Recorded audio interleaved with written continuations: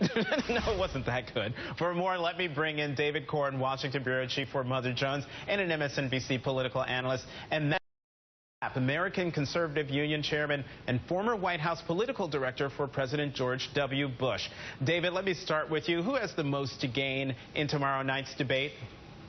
Well, first I want to say I'm jealous that you got to throw a football on TV. I've never had that opportunity. I hope one day I do. It's on my bucket list.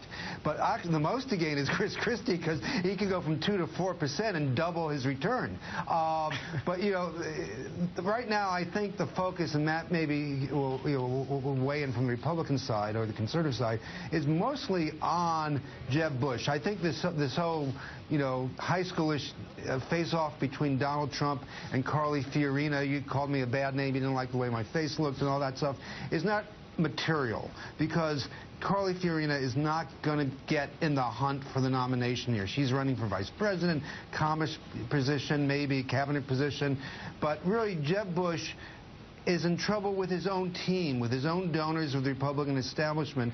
Whether he takes on Trump or not, he just has to show that there's more to Jeb Bush. He has to say, I'm here. I'm right here, in a way that convinces people who've been funding his campaign up to now. The establishment is nervous, not just because of Trump, but because Jeb Bush has been the invisible man of this campaign. Well, Matt, can candidates score points attacking Trump, or will it backfire? I mean, Christie, Jeb, Marco Rubio, Rand Paul, these are all people who need to stand out tomorrow night, and one of the ways to do that is to attack Trump.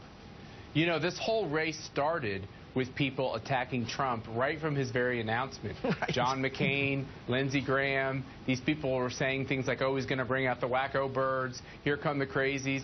That's the wrong way to handle this. If you have a policy disagreement with somebody you're running against to be the President of the United States, take them on the policies. So if it's personal attacks, I actually think that will backfire. Actually, I hope that backfires. What I'd love to see CNN do is allow these candidates to mix it up. Let's go a little deeper when they say things like, I'm going to build a wall. What does that mean?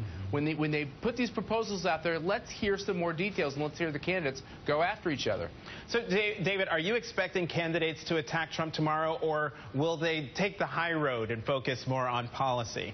You know, my dad told me when I was a kid, if you get in a fight with a skunk, you come out smelling. Trump has shown that he has great instincts for belittling, diminishing, and warding off attacks. And so we saw Rand Paul try to do this, and others try to do this, Bobby Jindal in the past, and it doesn't really get any traction for them. And every candidate cares most about what they can do for them, for themselves. So I'm not sure, you know, a personal attack on Trump is going to do anything. I think Matt's right. These candidates have to figure out a way to stand out on their own without making it about Trump.